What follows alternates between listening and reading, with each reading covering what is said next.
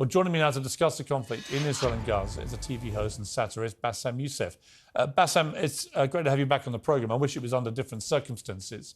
First of all, what is your reaction to what happened on October the 7th? Oh, it was terrible, of course. I mean, we kind of get our news kind of also secondhand because, you know, my wife's family, they live in Gaza. They have cousins and uncles there. Their house also was bombed.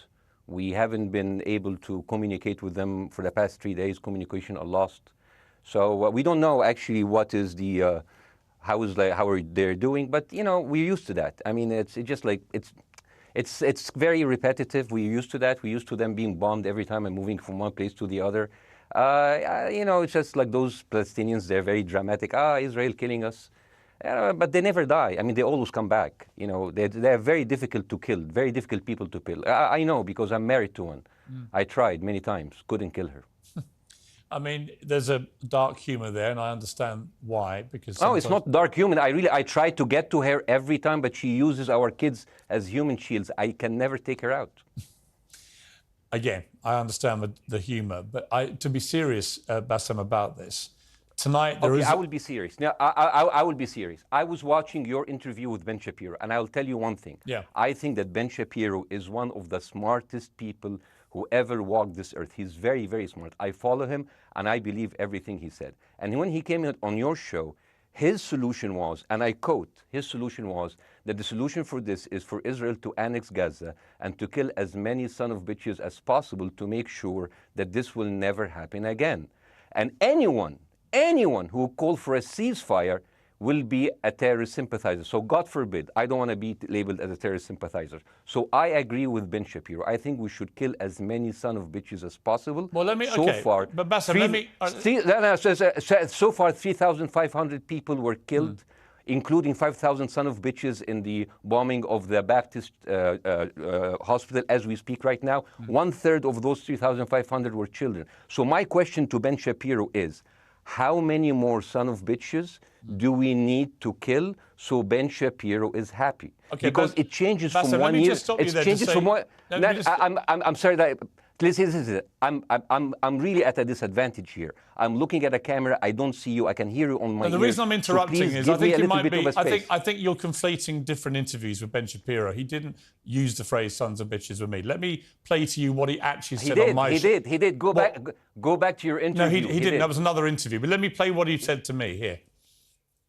Well, frankly, I don't believe in proportionate response to terrorism. I believe that the way that you stop terrorism is with wildly disproportionate response. That doesn't mean in terms of targeting civilians. It means in terms of killing as many terrorists as humanly possible and allowing them to dictate the terms of engagement by hiding behind civilians in areas that they are supposedly responsible for means that the only option for Israel is to surrender to Hamas's hatred of its own citizens, its willingness to use its own children as human shields. No country worth its salt could ever do that. Now, that is substantively different to what you said he said, right? He's talking there but specifically about Hamas terrorists. I agree with him.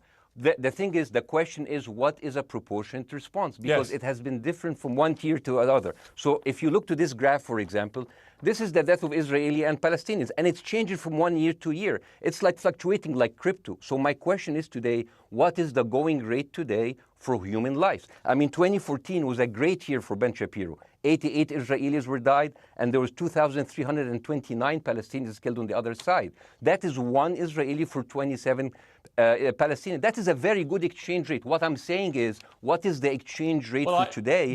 So you guys will be happy. That's my question. Well, it's not me. It's not me, guys. I'm not on either side. No, not you. Like when I say you guys, I say like people on the other side of that.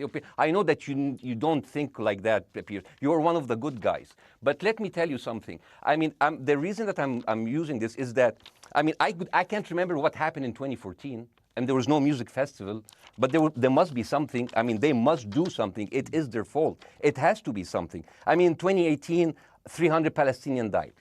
Who's counting, you know? So the thing is, what my question is, let's find what is the exchange rate for human life today so we expect the future death of Palestinians and will be happy to it. My response to that would be this, Bassem. I've thought carefully about this because I think it's very tricky for people like me to immerse ourselves into a conflict where we're not directly involved. And I thought carefully about what I feel about this. I feel that the scale of what Hamas did on October the 7th supersedes anything else I've seen in this conflict, really ever. The savagery, the butchery, the slaughter of 1,300 people, the shooting of babies, the 100%. Kidnapping of grandmothers and so on. So if we can agree on that, which I think is inarguable, then the question then becomes, again, about proportion. I don't disagree that there's been a lot of bad stuff on both sides going back historically for decades. But if we agree that this was on a different level altogether, quite deliberately by Hamas, designed to provoke... No, here's my question. Let me ask you a question. And the question, because you raised it earlier about proportion. I honestly don't know what the proportionate response is. I honestly don't. I don't. I've been watching the airstrikes this week thinking... So what's your question? Well, I would ask you, if you were Israel, what would you... If I was Israel? If you were Israel and that had happened to you, what would you think would be the appropriate way for the country to respond? I would do exactly like Israel did, kill as many people as possible, since the world is letting me do it. I mean, I can do it because I can, you know? But the thing is, you know what? I agree with you. And you know what? I'm going to be even ahead of you, because I see the question coming. Do you condemn Hamas for the atrocity? Yes, I condemn Hamas. I condemn Hamas. I condemn Hamas is the source of all evil. They're a reason for everything. And you know what? Let's, for a minute, imagine a world without Hamas. Right. What will this word look like? Let's give this word a name, and let's name this word the West Bank. Hamas has absolutely no control in the West Bank. And since the beginning of this year, only through August, 37 Palestinian kids were killed. No music festival, no paragliding, no Hamas. Since the occupation of the West Bank, 7,000 Palestinians were killed. No music festival, no paragliding, no Hamas.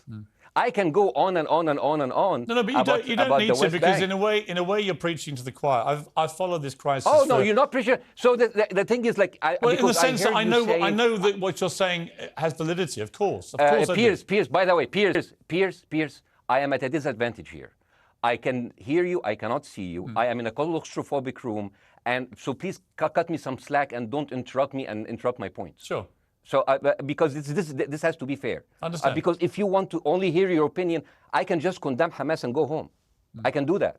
So, do you want to do that, or do you have a much more nuanced conversation? No, I absolutely want to have a nuanced conversation. I wasn't aware I was interrupting you. I thought I was letting you speak. Amazing. So let's. I mean, I would say I really applaud Israel for doing one thing that no military force in the world does. Because I heard Ben Shapiro and I heard Ron DeSantis, and they said Israel is the only military force in the world that warns civilians before bombing them. I mean, how fucking cute.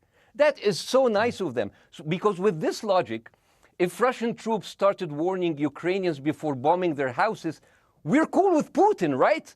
I mean, okay, Habibi, you have warned them, go invade. It's fine. You have done your job. I mean, the thing is, and I understand, and I also heard Ben Shapiro talking about Human Shield. So you remember my wife's family, they live in Gaza. So I asked them, I told them, when Israel gives you the nice warning, the cute warning, does Hamas force you to stay in your home so you can be bombed and use as Human Shield? You know what, Hassan here, my wife's cousin, he's a loser, you know. He told me, you know, when I asked him, does that happen? He told me, no. The lying son of a bitch lied to me. I told him, you don't understand. Ben Shapiro and Ron DeSantis keep saying that Israel warned you and Hamas asked you to stay put. So I told you, he's a loser. He never kept a job. He even failed in all of the interviews to become like a Human Shield. I would believe Ben Shapiro. Let me ask you this, Bassem. So let's go with that. No. Let me ask you this. At some point, I must be able to ask you questions. It's not a monologue for you, Bassem. If we agree that for the 14,000 casualties, I mean, who's counting, are Human Shield, does that mean that every single one of those civilians was standing, obscuring a military target behind them? Because that's a lot of weapons. I mean, Hamas is packing. No, of course it doesn't. And look, it doesn't. So there's some collateral damage.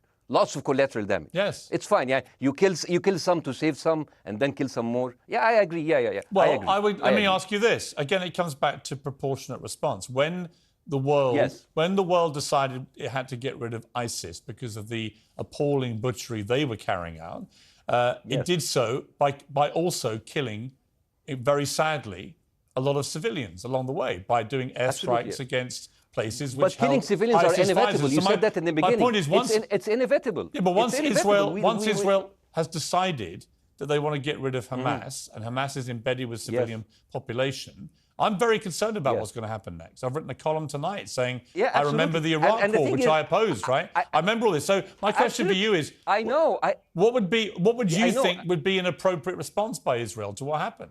Well, these are years of disproportionate responses of Israel. Right. Did it solve the solution? Did it solve the problem? Did it work before, so it will work? What will be the surprise this time? What will be the twist that will make this work this time? What will be different this time? Seriously, I mean, like, this is only the last 15 years. I mean, because it's too many papers. I just got this. But how will this be different? And the thing is, I am so glad in the introduction that you mentioned the Iraq War. I applaud you, Piers, for saying that, because you were honest about it. You said that spreading lies like WMDs make people look at those people as less of humans, and they would accept the death of 1 million Iraqi, whether by sanctions or by invasion, right? You are a good man. This is amazing. And you know what is similar? Is when you spread the lies of 40 decapitated babies, although it was refuted. So what happens when people hear that, killing babies is horrible. But when you say decapitated 40 babies, you are planting a certain image with a certain trigger in people's mind. Who has said that? Who has said 40? Who has said that? You have said 40 decapitated. Who has said that? You have repeated. No, I haven't. What? I've never said that. You haven't said on your show 40 decapitated babies? Never.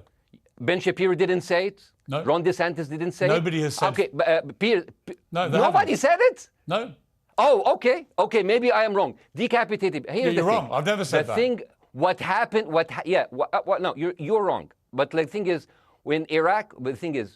the same thing is happening in Iraq. Ben Shapiro once tweeted, not even about Gaza, about the West Bank, when Israel continued to build the illegal settlement. He said, 2017, Israel likes to build things, and Arabs, not Palestine, not Hamas, Arabs like to bomb crap and live in open sewage. Yeah, I thought that was very the Israeli defense minister, he said, those are human animals. And the thing is, Ben Shapiro should know better, because, long before the Holocaust, before Jewish people were thrown in the gas chambers, the Nazi propaganda called them rats.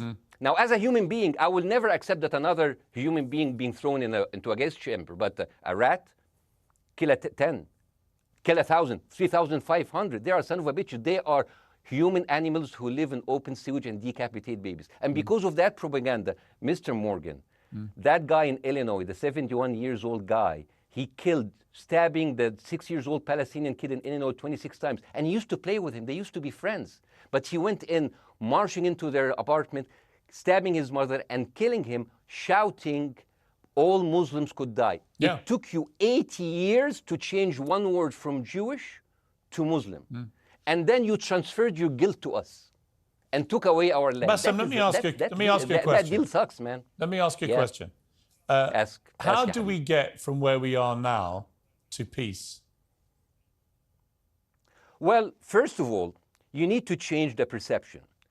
Nikki Haley, the American presidential candidate, said, we are in Israel in this because it's a fight between good and evil. Now, if you already decided someone is good, he can do no evil. And if you decided someone is evil, it's good to kill them. Killing them is good. You see, and the thing is, it is not like something new. I mean, I look at history and I see, I'm sorry to say this, but Westerners has always dealt like this with indigenous people. You first treated them like savages, Native American, First Nation, Aboriginal. They're savages. Kill all the savages. And then when they're almost extinct, you start feeling sorry for them, like animals. So maybe the solution is that we kill as many Palestinians as possible, so the few of them that remains do not bother you. And maybe Netanyahu, when he lives for another 100 years, he'll become a tree hugger. Let me just challenge you on this. And he will campaign for preserving the three Palestinians. You keep talking about Westerners like me. Okay, so let me return the favor, okay? Hamas is dedicated to the complete eradication of Jewish people. I am not the spokesman for Hamas. I'm not saying you are. Why do you keep... I'm not saying I'm you not are. their spokesman. You're talking to me. I fucking hate them. Bassem, Fuck Hamas. you are Hamas. No, are you happy? You're missing my point. You're talking in a generalized way about people in the West who always talk about Arabs as savages. I don't. No. I'm talking about America. I actually led the campaign. I led the media campaign in this country against the Iraq War. Okay, so I don't see. I don't see people in the Middle East as savages. You are one of the good ones. But what I would say is, I'm talking about you. You're great. No, it's not about me being amazing. great. We love you. It's about the way Hamas behaved on October the 7th was like savages, like a pack of savages. It was the worst atrocity against Jewish people since the Holocaust. There has to be, of course, there has to be a response. They should be eradicated. My question for you is, notwithstanding the history, Bassem, what is the proportionate response? But I don't know. But there's no Hamas in the West Bank, and they're still dying there. So what's your excuse? I don't have any excuse. Okay, what's your explanation? Sorry, my earpiece went down. Listen, I don't make any pretense that this hasn't been a massive problem between Palestine and Israel going back to the mid-40s. We all know this, right? Piers, listen. I'm not saying that you're making excuses, but if you are adopting a certain point of view, you have to at least defend it. I'm telling you, there is no Hamas in the West Bank. What is the excuse? Not your excuse. What is the excuse to kill those people? Well, listen, this question of proportionality is one that... No, answer my question. I've been answering your question. You answer mine. It's actually not my job to answer your questions. It's not. Okay, not your job. Not. I agree with you. I'm more interested in you, who has family in Gaza, who's an Egyptian in the Middle East, right? I'm more interested in what you have to say. Okay, I'm telling you. I think Hamas is the problem, okay? Right. Now, let's say Hamas is removed. Let's Hamas. I'm agreeing with everything. You want me to condemn Hamas? I will condemn Hamas, Hummus, Hassan, everybody. Guys, so wait. I can't hear you. The earpiece. Damn. Okay. Oops. Okay. Yeah. Okay. I do need help. I think. Okay. Just go back. Is he there? Go back. Can you hear me? Okay, go. Thank you, guys. Can you hear, Bassem? Yeah, now I can hear you. Okay. So here's the thing. Can you hear? Okay, so let's say, for example, Hamas ceased to exist. Okay? Do you hear me? Yes. Yeah, Hamas ceased to exist today. Now, right now, in Palestine, in West Bank and Gaza, 20% of Palestinians go through Israeli prison system, whether imprisonment, whether interrogation, whether torture. And the rest of them, they live a life of daily loss of land, of homes, of life, and they are suffocated by this. So let me ask you something. If you are a Palestinian living into these conditions for decades, would you sympathize with your oppressor or sympathize with the people who claim they resist them even if they are terrorists? I have made no secret that I think the conditions Palestinians have had to exist under are completely unacceptable. I've said that for years. So the question then becomes, how do you forge peace between two warring parts of that region who, for decades, have approached peace, in my view, with mutual sledgehammers, with no actual desire to have peace? And I think it comes down in the end to great leadership. And I don't think there's great leadership. I don't think, well, hang on, let me make my point. I don't think there's great leadership on either side. Where is the Nelson Mandela figure here to come through all this hatred on both sides? Nelson Mandela? Yeah, where is that figure? Nelson Mandela actually have criticized Israel for being a horrible state. All of the South African activists have actually called Israel. My point is about how he responded to a country that was so divided is a template for how you get to peace, isn't it? I haven't met Nelson Mandela, so I wouldn't know. But like there's a point. There's a very important point here. You know, I want to understand.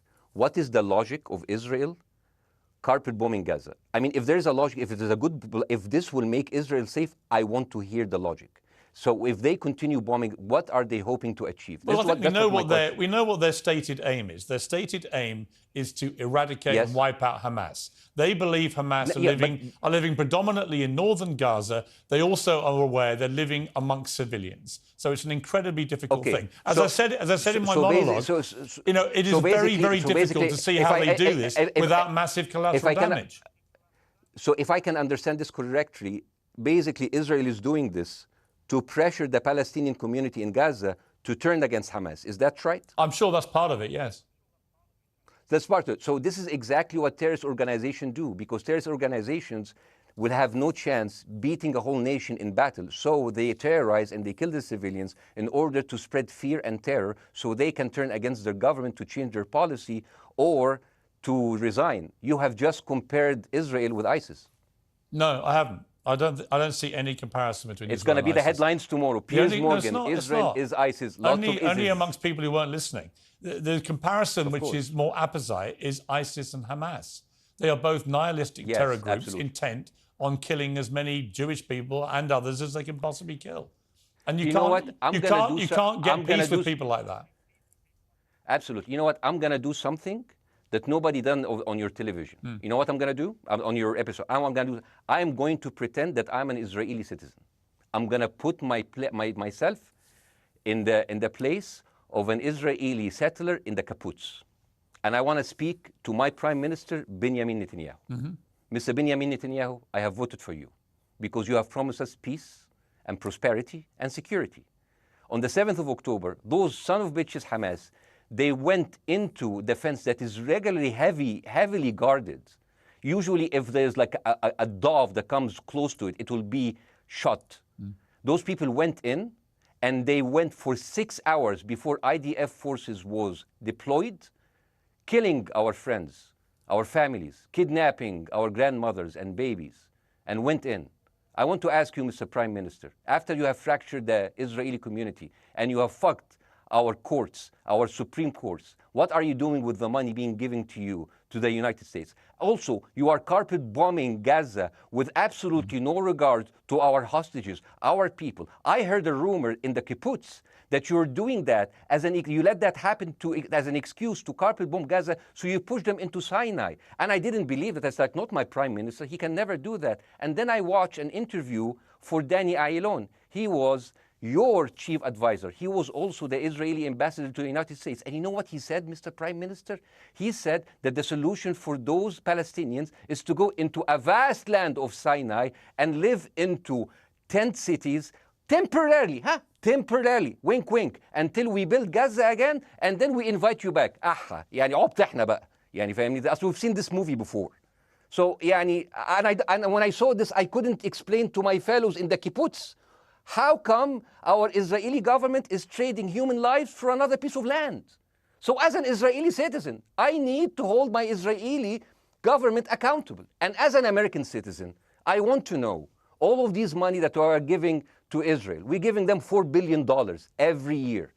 Joe Biden said it's the best investment America ever done. Well, if I am in the place of Joe Biden, I would say, sorry, don't speak. I would say, if I was Joe Biden, I would go down and whisper in the ears of Netanyahu and tell them, I hate bad investments. They haunt me, like Littlefinger in Game of Thrones. But the thing is, this is the problem. Israel always victimizes itself, and I have never seen a victim putting their oppressor under siege and bombing them 24/7. Israel wants you to believe that they are the victim.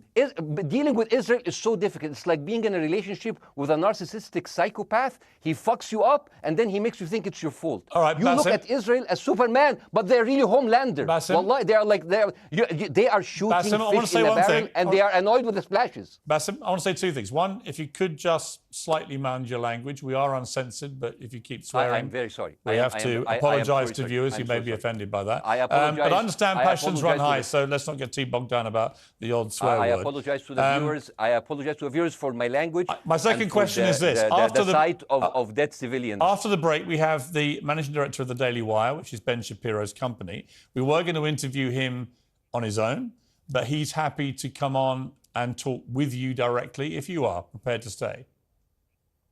Well, of course, I can stay, but again, I am... Fuck. I am in a disadvantage, and I would like to have my space to respond. Okay, we'll come back after the break. Because here's the thing. There's Bassem, two things we're I want going to go to a before, break. all right? When we come back from the break, it'll be you and Jeremy Boring from the Daily Wire. I have news. We're taking a short break, Bassem. I'll be back. Welcome back to Uncensored. For more on the situation in Israel, I'm joined now by the CEO and co-founder of the Daily Wire, Ben Shapiro's partner, Jeremy Boring. Jeremy, thank you very much indeed for joining me. I'm sorry we demoted you earlier to mere MD. You are the CEO and co-founder. You know Ben Shapiro better than anyone, really. I did a big interview with Ben, obviously, the other night, which went around the world and has sparked a big reaction, including from our guest, Bassem Youssef, who's still with us. First of all, you've been listening to Bassem and what he's been saying. What's your response? Well, first of all, I make it a point not to speak for Ben Shapiro. He's got a 20 IQ points on me and speaks for a living professionally, so he's much better prepared to defend himself. But as his business partner, as his best friend, I do feel like I have to respond to the things that Bassem was just saying. First of all, the question of how many sons of bitches have to be killed in order to end this conflict, I suppose that the answer is as many of them as it takes. That doesn't mean that I or Ben or any decent person in their right mind is happy with the killing of civilians. I posted at the very beginning of this conflict that a woman or a child blown apart in Gaza is just as tragic as a Jewish baby killed in one of the settlements. That doesn't mean that Israel's actions and the actions of Hamas are morally equivalent. You know, the tragedy is the tragedy, but the moral equivalency is nonsense. If you entered Israel with the express purpose of targeting and murdering civilians with your own hands in cold blood, that is not comparable to Israel bombing targets in the Gaza Strip and killing civilians as a terrible, tragic consequence. War is terrible. War is an awful thing. That's why decent people don't lightly engage in war, and why Hamas should not have incited this war. You know, we can talk about the history of the Israeli conflict. I'm not a professional political commentator. I'm a CEO. I'm a screenwriter, and I'm certainly not Ben Shapiro. I'm not here to discuss the history of the Israeli-Palestinian conflict, but we all saw what happened on October 7th. And the idea that Israel was not going to react severely to that, or that Israel should not react severely to that, is ludicrous. And the Jeremy, idea that Ben Shapiro should be a moderating voice, that Ben Shapiro should be, saying, no, Israel should not respond in this situation, that's nonsense. Let me ask you, though, Jeremy, the question which I think is the big question. What is a proportionate response to that outrage on October the 7th, which is the worst attack on Jewish people since the Holocaust? What is proportionate? If it's true, as reports are suggesting tonight, that there may have been a hospital hit by an Israeli strike and up to 500 people or more have died, that would seem to me, if that is verified, and it's not verified yet, you know, we don't know exactly what has happened other than there's been a hit on this hospital. But if that is verified to have been an Israeli strike, that will strike many people as disproportionate. Certainly. Well, first of all, I don't know what a proportionate response is or why we would want it. I suppose a proportionate response would be for 3,000 Israelis to go through the fence, gun down innocent Palestinian women and children, burn their bodies, burn them alive, take hostages, rape their women. No one wants a proportionate response. No moral person could possibly call for a proportionate response. The purpose of war is to defeat your enemy. The West has, in my lifetime, forgotten the purpose of war because the true cost of war is so terrible. The last time the West engaged in war and won it was World War II, and they did it through incredible brutality. They did it by bringing their enemies to heel. That is not a thing to That's not a thing to rah-rah about. That's not a thing to look forward to. As I said, all decent people should avoid war. But I think the sort of lie of the post-World War II, the post-war consensus lie, is that somehow war in which you kill a bunch of people and don't secure victory is morally superior to war where you do secure victory. I would say that the only way to morally justify a war is to win it. Otherwise, the very argument that brought you into the war, this enemy must be defeated, ends up being proven a lie. I mean, Afghanistan, I think America had every right to go into Afghanistan. The Taliban was harboring Osama bin Laden and Al-Qaeda. Al-Qaeda flew planes into buildings in the United States, killed thousands of our citizens, brought the nation into untold agony, pain, and horror. America had every right morally to go in and destroy the Taliban and destroy Al-Qaeda. Yeah, but I would argue, the Taliban now rules in Afghanistan. The war was not won. But that's my point, actually. I've done a column about this tonight for The Sun here in the UK, which is I was editor of a newspaper when the Iraq war happened. I opposed it very aggressively as the editor of the paper. And sadly, we were borne out by events. It was a complete disaster, the Iraq War, in my view. It was illegally contested, I think. And the consequences were appalling in terms of loss of life, 1 million people, in terms of ISIS being allowed to breed and create their merry hell around the world, in terms of complete dismantlement of Iraq itself as a functioning country. And I think Afghanistan, again, 20 years of attacking an enemy, which is now running the country again, seemed to me, again, to be kind of pointless. And I do wonder whether Israel, in its blind fury, which I completely understand, has thought through the consequences of actually launching a full air, ground and sea offensive into Gaza as to actually what happens at the end of that. Well, I suppose Israel wasn't really given the opportunity to fully contemplate what the consequences of that action might be, because Israel didn't instigate this war. This war was instigated by a horrible terrorist attack on Israel, and a state is put in a position where it has to respond.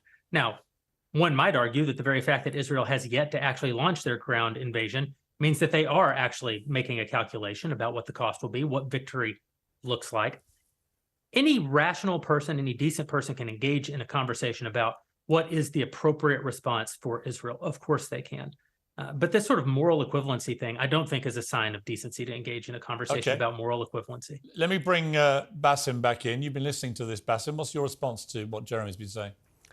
I'm sorry, I didn't catch the gentleman's name. It's Jeremy Boring. He's the chief executive of the Daily Wire and co-founder with Ben Shapiro of the Daily Wire. Hi, Jeremy. Please say hello to Ben Shapiro, and please tell him that I do think he is the smartest person to ever walk the earth. Thank you so much. So, as a response to Jeremy, I agree with everything you said. I mean, what is disproportionate? I mean, he just used the examples from Second World War and America, showing that civilian casualty is, I mean, I heard his voice. He was very sad, and as he was telling us, it is so inevitable to kill so many civilians because it's something that we cannot avoid. I hear the sadness in his voice, and I know that it's a very difficult decision to kill all of these civilians because that's for a higher cause, and I understand. But my question, I have two questions. The question is, how can you justify the killing in the West Bank where Hamas does not exist? And if the disproportionate response during over all of these years have actually worked, what will be new this time that did not happen before? I just want to. That was my question. Okay, that was my question. I'm gonna. Okay. So now, if I ask the question, can I say something on my side? Well, a little bit personal? Bassem, with respect, a little bit personal. Bassem, with respect, I gave you half the show to have your side. Jeremy's had a lot less time. I'm going to have to. You want me to leave? Bassem, I'm going to have to let you go because we've been on air with you for 40 minutes. Okay. Bye bye. But listen, bye. I would like to talk to you again, and thank you for joining the program. I appreciate it. Oh, by the way, my wife's family is all right, and they sent us a house. It's bombed. It's beautiful. It's going to be a good like Halloween theme. So well, I'm very sorry for what your family are going through in Gaza, and I mean that very sincerely. By the way, I don't know. I don't know I don't know him. By the way, I haven't actually met them. They didn't even come to my wedding. They couldn't because they are stuck in Gaza. Okay. And she never saw them because, Gaza is not a destination. Bassem, as I say, we hear their voices, and it's they die. It's fine. It's fine. Bassem, I wish your family all the very best. Thank you for joining me. I appreciate it. I don't. Thank you.